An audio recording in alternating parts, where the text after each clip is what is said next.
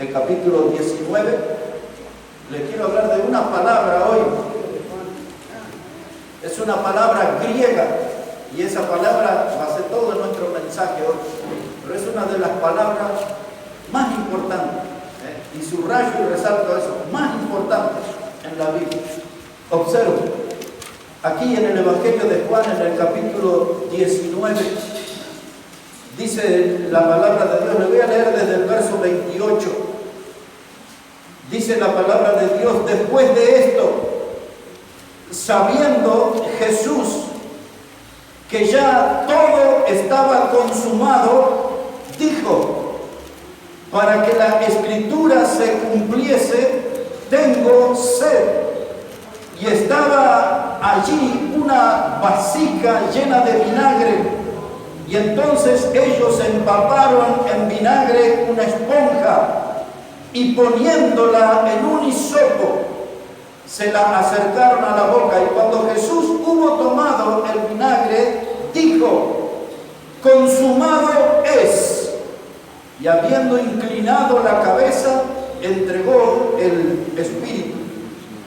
En el verso 28 aparece la palabra: ya todo estaba consumado. En el versículo 30 Jesús da este grito en la cruz: consumado es. Esa es la palabra griega tetelestai.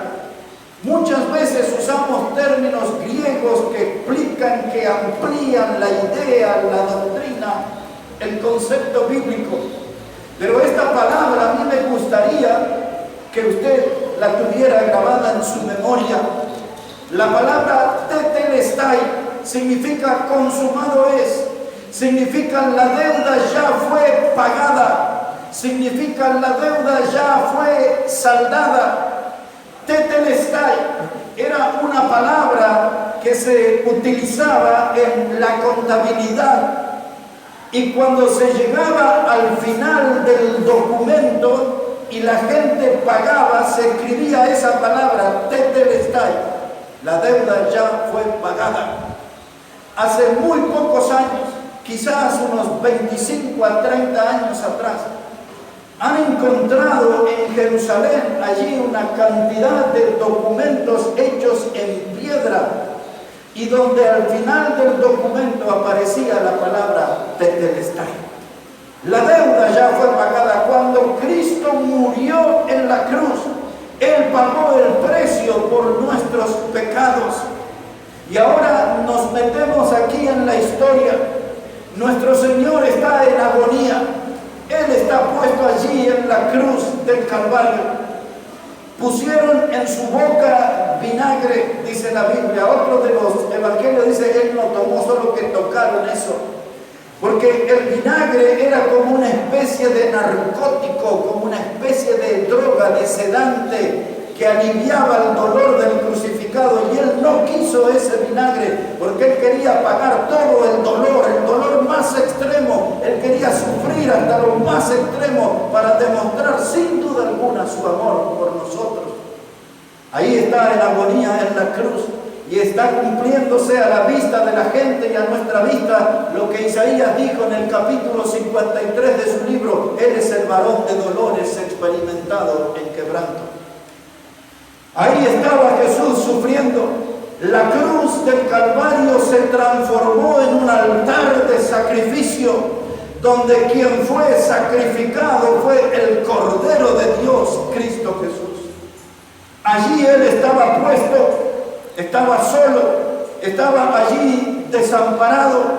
Por eso Él clamó a Dios aquellas palabras que decía: Eloí, Eloí, lama sabactani. Esas palabras son las que ya estaban en el Salmo 22 escrito, que quería decir: Dios mío, ¿por qué me has desamparado? En realidad Dios nunca desampara a una persona, pero lo que estaba sucediendo allí en la cruz es que Jesús estaba llevando el pecado de toda la humanidad, y Dios es santo. El pecado es lo más ajeno a la naturaleza de Dios, y por eso cuando Dios vio a su Hijo cargando en su cuerpo el pecado del mundo, Dios tuvo que tomar distancia. Jesús notó esto y exclamó: Dios mío, ¿por qué me has desamparado? El sufrimiento en la cruz es cruel. Pasan los minutos y el sufrimiento va creciendo, crece ese sufrimiento. ¿Cómo llegó Jesús a la cruz? No podemos olvidar que previamente había sido abofeteado, previamente había sido escupido en su rostro, le habían puesto una corona de espina en su cabeza y con una caña le golpeaban para que esas espinas penetraran en sus sienes. Le habían sometido al castigo del flagrum, del látigo romano. Su cuerpo eran todo como avenidas abiertas, heridas grandes, profundas, que se podía ver hasta lo más interno. El cuerpo de Cristo realmente, como lo dijo Isaías, fue herido y molido por nuestro pecado. Y allí estaba el Salvador en la cruz en agonía, su cuerpo lacerado. El sol del desierto que quemaba, ese sol que iba allí deshidratando a la persona que estaba en la cruz, y muchos de los crucificados morían por deshidratación. Y allí estaba nuestro Señor puesto en la cruz. Y de pronto dice la Biblia que empezó a salir sangre y sangre, y su sangre empezó a teñir el madero de la cruz de rojo. Ese madero comenzó a tomar ese color rojo. La sangre de Cristo estaba siendo derramada y lo iba a hacer hasta la última gota. Pero antes que su última gota de sangre saliera de su cuerpo, dice la Biblia en ese día extraño, Él gritó: consumado es. Consumado es un grito de victoria. Consumado es un himno de triunfo. Consumado es el cumplimiento de todas las profecías del Antiguo Testamento relacionadas a Jesús. Todo lo que se había dicho acerca de Él y del Mesías que iba a venir, todo estaba cumplido, y Él lo expresó en esa palabra, tetelestai, consumado es.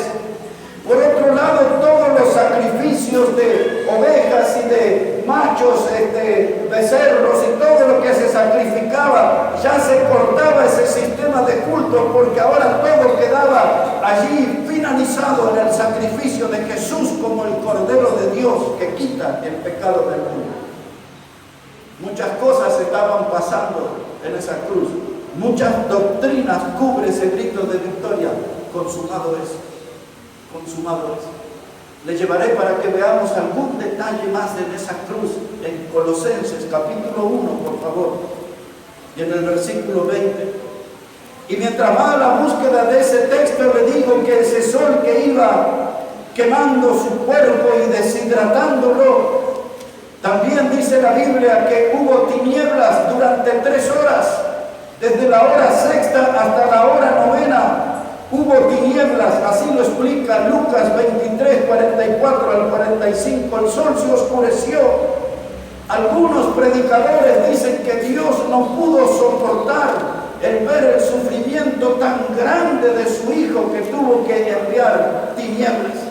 Así lo explican algunos predicadores, puede ser. Pero lo cierto es que hubo tinieblas, todo se oscureció cuando Él estuvo en ese instante final en la cruz. Y dice aquí Colosenses capítulo 1 y el versículo 20, dice la palabra de Dios hablando de Cristo, que por medio de Él reconciliar consigo todas las cosas, así las que están en la tierra como las que están en los cielos, haciendo la paz mediante la sangre de su cruz. Lo que les dije recién, su sangre preciosa iba tiñendo el madero de la cruz. Y la Biblia dice que en esa sangre que Él derramó en la cruz, Él estaba logrando la reconciliación entre el hombre pecador con un Dios santo. La cruz es el punto de encuentro donde el hombre pecador se encuentra con un Dios santo. Es el reencuentro con nuestro Creador, porque el pecado nos llevó por diferentes caminos, nos hizo tener conductas de ovejas descarriadas. Pero la cruz tiene un mensaje, la cruz tiene como un imán que nos atrae, y lo que nos acerca a nosotros a la cruz es el Salvador. El entender que nosotros como pecadores necesitamos de un Salvador, porque para un gran pecador como nosotros necesitamos de un gran Salvador como Jesús. Amén. Frente a la cruz, todos los seres humanos somos iguales. Así es. Un día estábamos en una reunión y con nosotros había algunas personas de piel bien oscura y de pronto se cortó la luz. Y uno de esos morochos dijo, bueno, al fin todos somos del mismo color, dijo él. Y nosotros los pecadores decimos frente a la cruz, todos somos iguales, todos somos pecadores. Todos somos pecadores. Cristo estaba allí en esa cruz. Y ahora, recuerda que leí el domingo anterior de 1 de Pedro 1, 18 al 20, que dice que Dios, dice, nos compró no con oro ni plata, que son cosas corruptibles, sino con la sangre preciosa de un cordero, sin mancha y sin contaminación.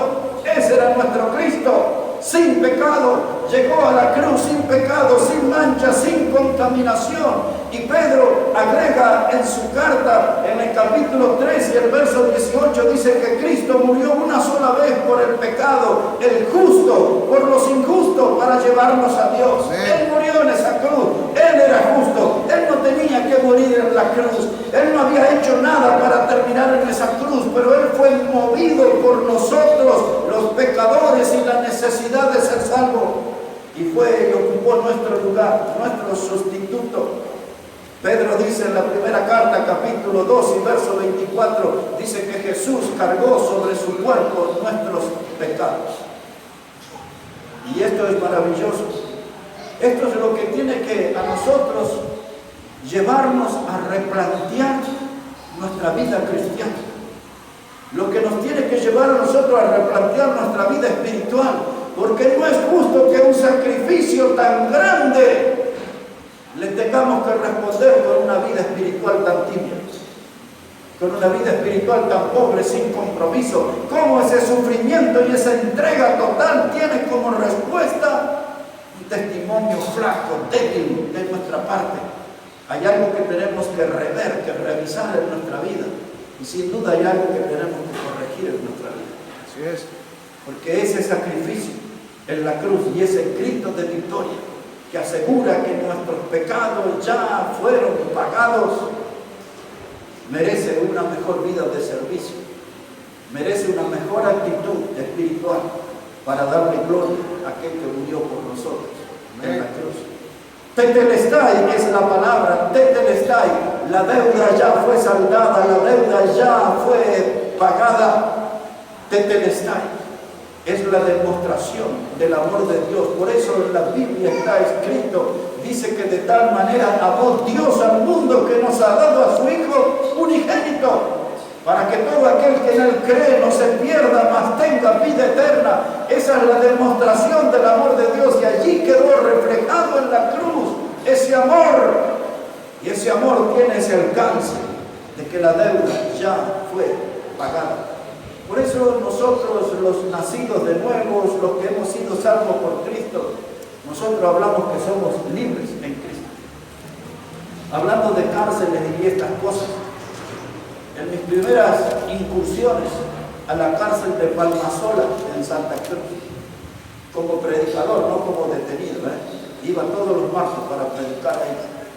Y se juntaban entre 70 y 90 presos, algunos de ellos eran homicidas y gente realmente tremenda. Y después de las prédicas yo me quedaba ahí largo tiempo hablando con ellos y escuchando todo, arrepentido de las locuras que habían hecho, y ahora conocieron a Cristo en la cárcel. Y yo escribí allí uno de los artículos, y no se podía usar celular, pero alguien tenía, y tengo fotos de ahí adentro predicando. Y yo escribí aquí, detrás de los altos muros de ese penal de Palmasola, yo le fui a predicar a los libres en Cristo. Para todo el mundo, esos eran un montón de delincuentes prisioneros, pero yo entraba para predicarle a los libres en Cristo. Eso es lo que hace el Evangelio, eso es lo que hace la obra de Cristo. La palabra tetelestai, la deuda ya fue pagada, es un grito de esperanza para los pecadores de este siglo XXI. Los pecadores de este siglo ya están siendo atraídos, empujados para caer en las llamas eternas del infierno. Pero antes que caigan en ese lugar de tormento, hay un grito de esperanza que algunos pueden oír. La deuda ya fue pagada, alguien murió por ti. ¿Para qué vas a ir una eternidad al infierno si Cristo murió por tu pecado? Puedes ser salvo en Él y puedes ponerte camino al cielo. De modo que los pecadores de este siglo XXI hay esperanza para ellos, porque la deuda ya fue pagada por el pecado. Tienen que venir ante Jesús arrepentidos y tienen que creer en Él como su Salvador. Tetelestai. Un término de la contabilidad. Tetelestai es un término que se usaba al final del documento para que quedara constancia que la deuda fue pagada en su totalidad. Ahora la palabra tetelestai también la usaban fuera del rubro de la contabilidad y se aplicaba esa palabra a un esclavo. Un esclavo que el amo le daba una orden: usted tiene que ir a tal lado, usted tiene que hacer tal o cual trabajo, tal o cual diligencia, y después que el esclavo cumplía con lo que se le había pedido, venía ante su amo y le decía: ya he cumplido. Se usaba la palabra tetelestai. ¿Sabe que en la profecía de la Biblia Jesús es presentado como un esclavo? El profeta Isaías lo presentaba como el siervo de Jehová. Esa palabra siervo es la palabra domos, que es la palabra esclavo.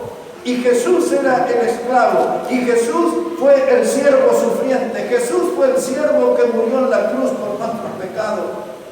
Quisiera llamar vuestra atención, hermanos, leyendo una profecía acerca de Jesús en el Salmo 40. Si puede ir ahí un momento y le termino de explicar este asunto. En el Salmo 40 y en el versículo 6, el Salmo 40, versículo 6, mire cómo dice la palabra de Dios. Esta es una profecía relacionada a nuestro Señor Jesucristo. Dice la palabra de Dios: sacrificio y ofrenda no te agrada. Ponga atención a esto. Dice: has abierto, ¿qué cosa? Mis oídos. Holocausto y expiación no has demandado. Y entonces dije: he aquí vengo. En el rollo del libro está escrito de mí el hacer tu voluntad, Dios mío, me ha agradado, y tu ley está en medio de mi corazón. Empiezo explicando versículo 6. Dice allí, dice: has abierto mis oídos. Algunos quizás se recordarán como un año atrás o al principio de este año, yo traje a este púlpito un mensaje que se llamaba La hora de las orejas sangrantes. ¿Recuerdan ese título? Ese hablaba acerca de un esclavo que trabajaba para su amo durante 6 años. Y al 7º año ese esclavo quedaba libre.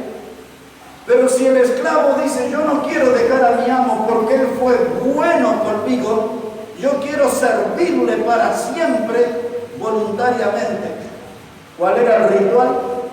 Tenían que poner el esclavo junto a una puerta y venían los ancianos con una lesna y le hacían un agujero aquí en el oído.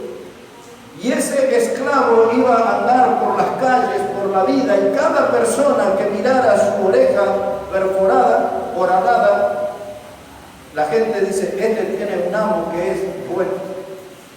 Tiene un amo que es bueno. Y nosotros tenemos en nuestro cuerpo el sello del Espíritu Santo. Esa es la marca de Dios en nuestra vida. es la garantía de que Dios es bueno con nosotros.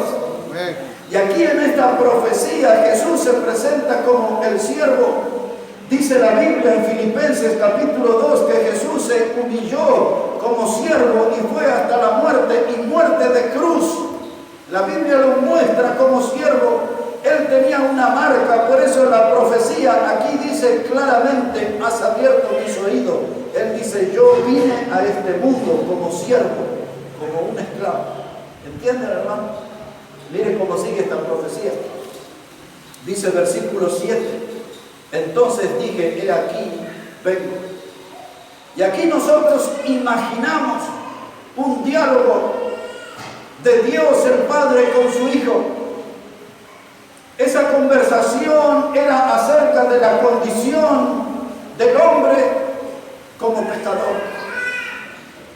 Y en ese diálogo Dios el Padre, repito, este es un diálogo imaginario, pero por la conclusión, algo así fue. Dios dijo: ¿cómo voy a hacer para que el pecador sea salvo? Dios dice que Él de tal manera amó a este mundo. Dios dice: con los sacrificios de los animales, yo no quedo satisfecho con eso. Si envío ángeles, los ángeles no pueden morir porque son de una naturaleza distinta a nosotros. Y por eso hay una doctrina en el Antiguo Testamento que se llama la doctrina del pariente cercano. ¿Se acuerdan cuando Ruth volvió a Belén y Booz la compró, lo trajo para él? Él usó del derecho de pariente cercano y la redimió, la rescató. Y Jesús vino a este mundo en su condición de hombre. Él vino como nuestro pariente cercano para rescatarnos, para redimirnos. Y entonces en ese diálogo con el Padre, Él dijo: los ángeles no pueden, el sacrificio de los animales no alcanza, no hay nada en el universo que haya sido creado. Y entonces Él le dice estas palabras, dice Jesús, dice: he aquí, yo vengo, yo voy a morir por Él. Yo sí puedo morir, porque yo voy a tomar la forma de hombre, y yo voy a ser el Dios hecho hombre, y voy a estar en su condición, y voy a vivir sin pecado, y voy a estar en condiciones de llegar a esa cruz y redimirlo, rescatarlo. Dice el texto del Salmo: he aquí, yo vengo. Y ahora agrega, dice: en los rollos del libro está escrito del libro. Y a través del Antiguo Testamento tenemos cientos de profecías relacionadas con Cristo. En el rollo está escrito acerca de mí. Estaba allí registrado en el Antiguo Testamento paso a paso de cómo Él iba a llegar hasta la cruz.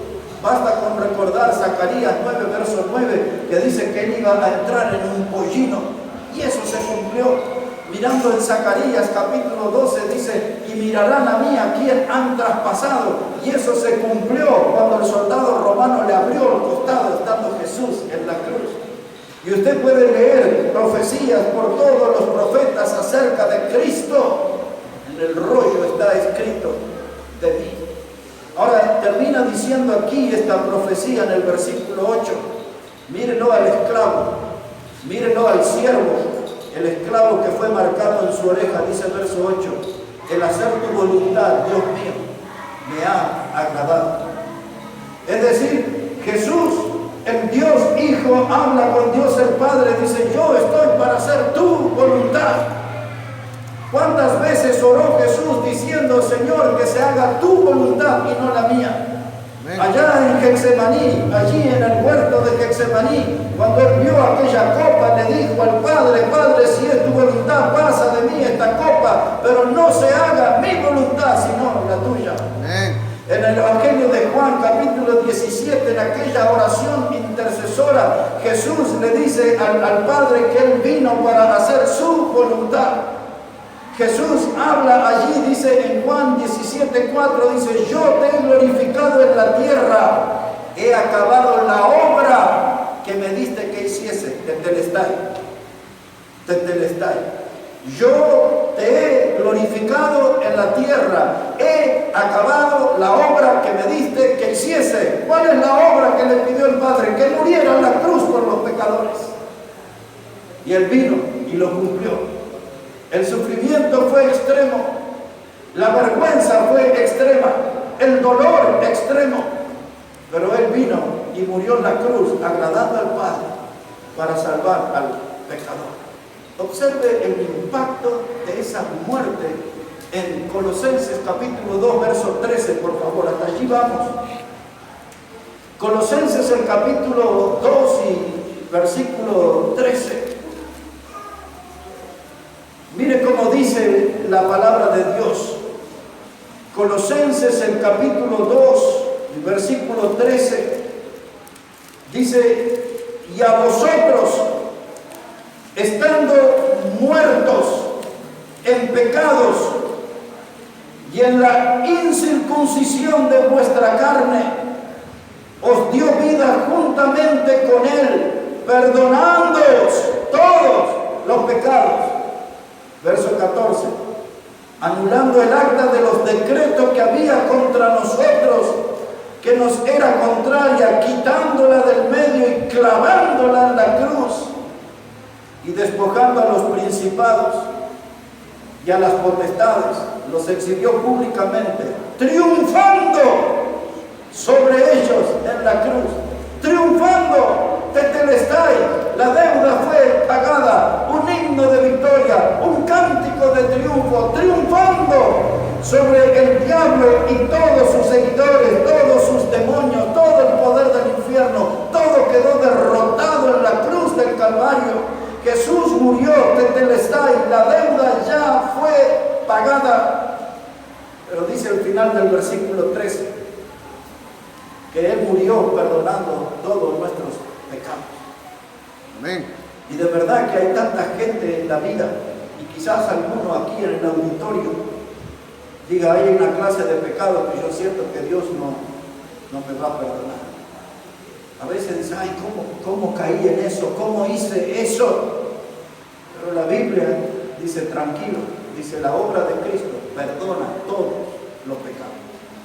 No hay ni una sola clase de pecado que Él no pueda perdonar. Todos los pecados pueden ser perdonados y lavados en la sangre preciosa de Jesucristo. Por eso ponga atención como inicia el verso 14. Dice, anulando el acta de los decretos que nos era contrario. Un acta es un documento legal. Un acta es un documento que no se puede alterar, no se puede cambiar. El acta era algo que por lo general se escribía en cuero o en pieles de animales y se utilizaba para eso una tinta vegetal que no había nada que pudiera borrar. Ahí eso iba a permanecer por siempre. Pero Jesús, cuando creímos en Él, tomó el libro de cada una de nuestras vidas. Y hoy podemos decir, con todos esos pecados de ayer, de anteayer, de nuestro pasado, con todos los pecados que forman parte de este momento de nuestra vida, y si hay un mañana para nosotros, todos los pecados de mañana, todo eso fue borrado de esa acta de los decretos. Note cómo dice que nos era contrario. Esa era el arma que el diablo tenía para acusarnos a nosotros, para señalarlo con día, hora y lugar, cada pecado que habían cometido. Pero cuando encontramos salvación en Cristo y encontramos refugio en Cristo, la sangre de Cristo borró toda esa documentación que nos era contraria. Y hoy nosotros tenemos un libro de vida en blanco, un libro de vida sin pecado, porque la sangre de Cristo lo limpió, lo anuló. Uno de los títulos que tiene el diablo, dice el dragón, la serpiente antigua, el león rugiente, pero uno de sus títulos, que es la palabra diablo, significa el acusador de los hermanos. Así es.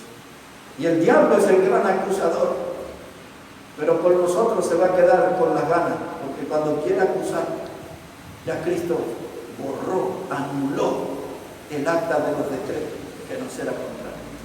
El saber que tengo mis pecados perdonados, eso no me da libertad para pecar. Alguien le planteó al apóstol Pablo en Romanos esto. Dice, ¿qué pues diremos? ¿Perseveraremos en el pecado para que la gracia abunde? Esto le dijeron a Pablo. Dice Pablo, en ninguna manera, porque lo que hemos muerto al pecado, ¿cómo viviremos aún en él? Si ya Cristo me limpió, Cristo me perdonó, ¿por qué voy a persistir en el pecado? Tengo que alejarme del pecado, recordar las palabras que Jesús dijo con todo su amor a aquella mujer sorprendida en adulterio. Le dijo, hija, ni yo te condeno, vete y no peques más. Amén. Ya pagó la deuda. No abusemos, como se dice en Bolivia, no sea abusivo, no abuse y ande pecando por ahí. Tenemos que caminar con Cristo. Tenemos que reconocer el poder de su sangre, su amor, y tenemos que recordar ese eco, grito de victoria que es como un eco de Telestai. Desde hace 20 siglos ese grito viene pasando de generación en generación. La deuda ya fue pagada. Y por último quiero decirles esto, mis hermanos. Vivimos en un mundo. Isaías lo dice en su capítulo 57, verso 20. Dice que el impío es como un mar embravecido, cieno y lodo. Ahí está el mar con sus olas inmensas, sus olas ruidosas, y esas olas que llegan hasta la orilla y dejan la espuma y toda la mugre. Todo es lodo, todo es cieno. Y sigue diciendo ahí Isaías capítulo 57, verso 21. No hay paz para el impío, dijo mi Dios. Allá anda el impío en su pecado. Se los ve alegre, parecen muy divertidos, pero en su alma no tienen paz, porque saben el final que les espera, y los que no saben lo sospechan al menos, que no van a ser de vuelo alto, que no van a ser de vuelo largo, con vidas comprometidas, enredadas con el pecado. Dijo Dios, no hay paz para el impío. El impío da vueltas y vueltas en su cama, no logra el sueño, por eso va a las drogas, va al alcohol, va allí a clase de medicamentos que lo pueden adormecer. El impío no tiene paz. El que tiene paz verdadera es aquel que tiene a Cristo como su Salvador. Amén. Ese sí tiene paz verdadera. ¿Sabe qué, mis hermanos? Tetelestai, la deuda ya fue pagada. Ese es un mensaje que nosotros tenemos que comunicar. ¿Quién? La Iglesia Bautista Maranata. La Iglesia Bautista Maranata tiene que decirle a la gente en esta sociedad que la deuda ya fue pagada. Cristo murió, su obra fue perfecta, su obra fue completa, su obra fue suficiente para salvar al pecador y para darle vida eterna. La deuda ya fue pagada. ¿Cómo se enterará este mundo? Por medio de los hombres y mujeres de la Iglesia Bautista Maranata.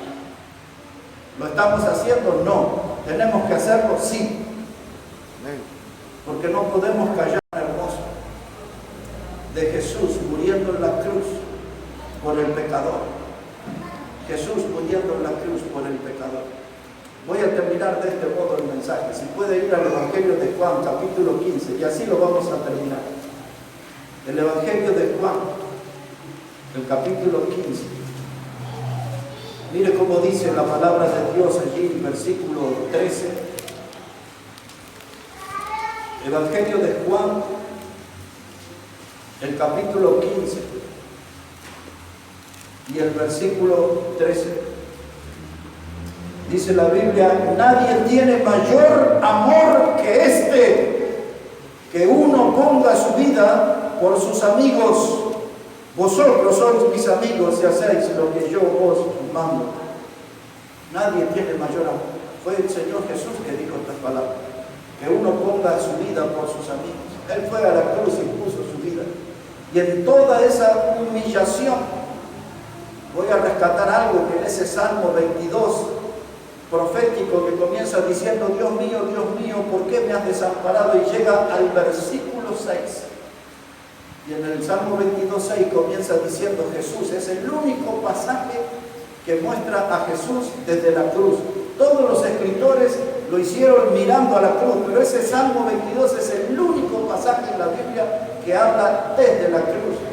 Y en ese versículo 6 dice Jesús, yo soy gusano y no hombre, oprobio de los hombres. Mucho tiempo me pregunté por qué él dice gusano. ¿Por qué se sentía tan rebajado? ¿Por qué llegó a esa condición de humillado, de sentirse un gusano? Pero investigando la palabra gusano, es la palabra tola. Y esa palabra tola habla de un gusanito que cuando es pisada, sale ahí su sangre roja. Y esa sangre es utilizada para teñir vestidos de alto precio. Y entonces cuando Jesús usó esa palabra que él se sentía gusano, él dice: a mí me van a aplastar, a mí me van a destruir en esa cruz, pero la sangre que saldrá cambiará una vida. Así como la sangre del gusano tiñe una tela y la cambia de su color, la sangre preciosa que pondré en esa cruz lo cambiará el pecador de su condición de perdido a su condición de ser salvo eternamente. Si tus pecados, hablaba Isaías, fueran como la grana, van a pasar a ser como blanca nieve. Eso es lo que hace la sangre de Cristo. La deuda ya fue pagada. Es el mensaje que tenemos que proclamar. Es el mensaje que no se puede callar. Es el mensaje que puede salvar al pecador de este siglo XXI. Él anda por las corrientes embravecidas de los males de esta vida. Y el mensaje del Evangelio puede ser su tabla de salvación. Estos náufragos que andan por el mundo a la deriva, ya es hora que se encuentren con Cristo. Y es hora que hombres y mujeres de la Iglesia Bautista Maranata les digan: la deuda ya fue pagada, Cristo murió en la cruz, su obra fue perfecta, completa, su obra puede salvar y salvar eternamente. No va a ser tan difícil guardar esa palabra en nuestra memoria y en nuestro corazón, porque es una palabra que encierra una doctrina profunda. Tetelestai, la deuda ya fue pagada. Mis pecados ya fueron saldados, ya fueron pagados con la sangre preciosa de Cristo. No puedo olvidar esa verdad y estoy motivado a compartir, a proclamar esa verdad, que el mundo sepa que la deuda fue pagada y que vengan a Cristo y encuentren en Él al Salvador y un refugio eterno. Bueno, que Dios bendiga su palabra, hermanos, en esta mañana, que Dios bendiga su vida. Y arriba con ese ánimo, vamos a predicar y vamos a anunciar: la deuda ya fue pagada gracias a Cristo Jesús. Amén.